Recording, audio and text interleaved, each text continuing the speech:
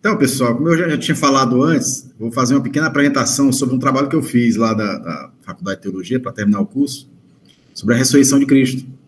Mais especificamente sobre o relato do túmulo vazio de Marcos. Então, eu vou começar lendo o trecho, que é bem curto, do Evangelho de São Marcos. Depois a gente vai comparar com os outros relatos da Bíblia sobre a ressurreição.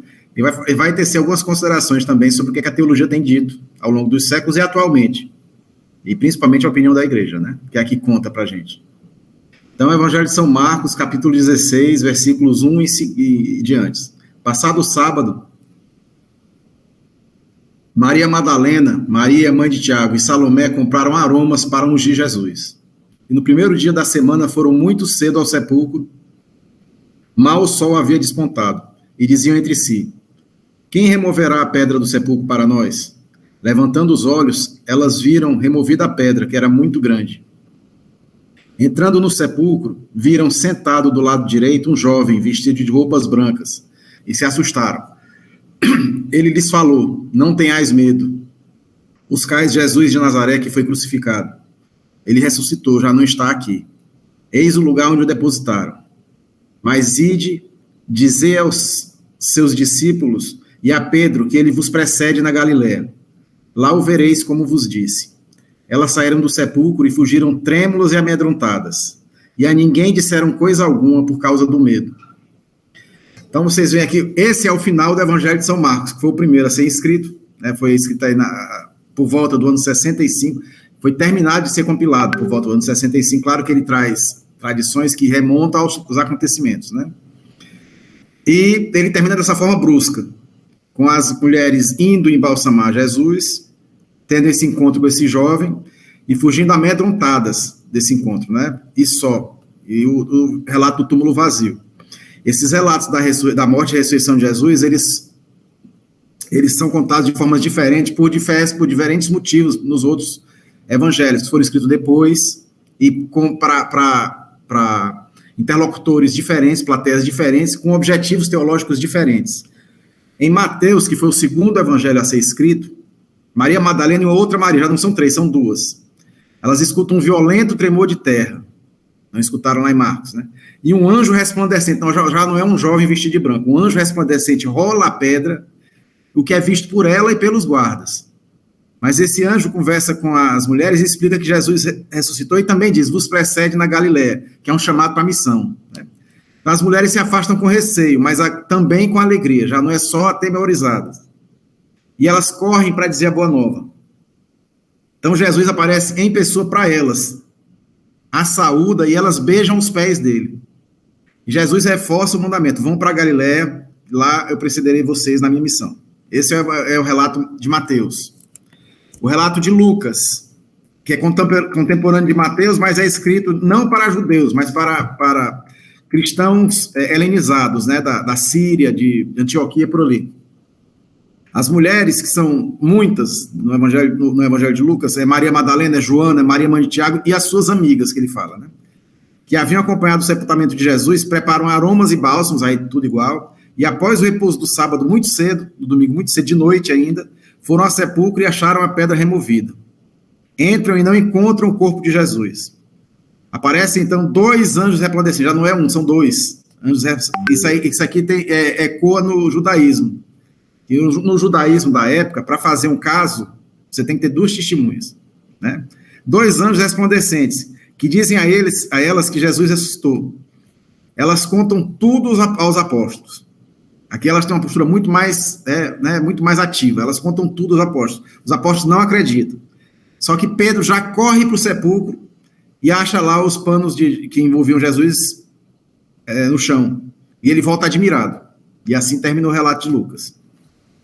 Vamos agora para o relato de João, que já é escrito, ou pelo menos terminado de ser escrito, cerca de 30 anos depois, lá pelo ano 100, 20 anos depois de Lucas e Mateus, né? Lá pelo ano 100. É madrugada de domingo, e Maria Madalena sozinha, né? E João tem isso. Maria Madalena sozinha foi ao sepulcro, vendo a pedra removida. Ela corre para avisar Pedro e João, que por sua vez correm para o sepulcro.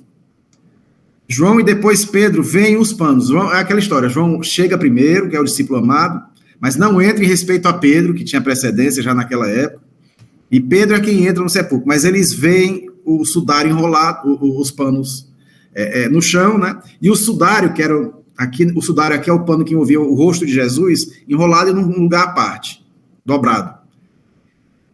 O discípulo amado, João, ao entrar no sepulcro, diz que vê e crê, mas ainda não entende direito o que é que aconteceu. E Maria Madalena, que ficara fora do sepulcro, vê os dois entrando e ficou fora chorando, viu 2 anjos de branco, que lhe perguntam, por que você chora? Aí ela responde, né, porque roubaram o corpo do meu Senhor.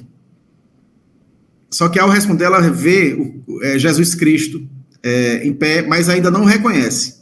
Porque se o corpo ressuscitado de Cristo, segundo a igreja, além de não estar limitado pelo tempo e pelo espaço, ele pode se transformar, tanto que, por exemplo, os discípulos de Emaú também não conhecem, ele pode mudar de feição, até para estimular a fé dos discípulos, né?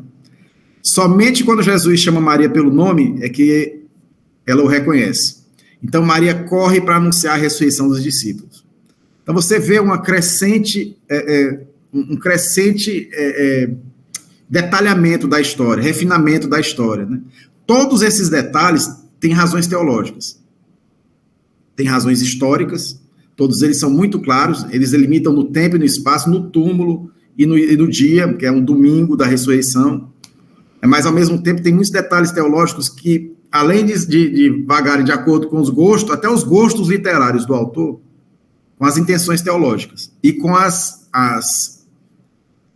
intenções também de catequese de cada evangelista, né? E vocês pensem também que precederam os evangelhos décadas de relatos orais, que por mais acurados que sejam, são relatos orais.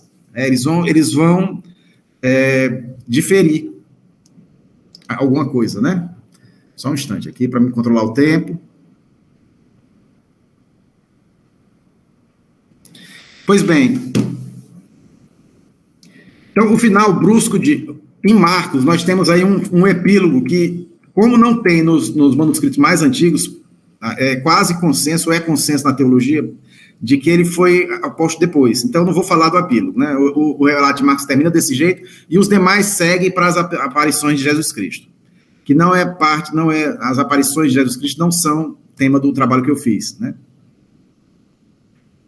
Agora, algumas coisas a gente pode já de Marcos, né? A gente vê que que os relatos, não só de Marcos, mas os outros, eles privilegiam as mulheres, que tinham muito pouca força naquela época na sociedade judaica, e, aliás, no mundo antigo, né?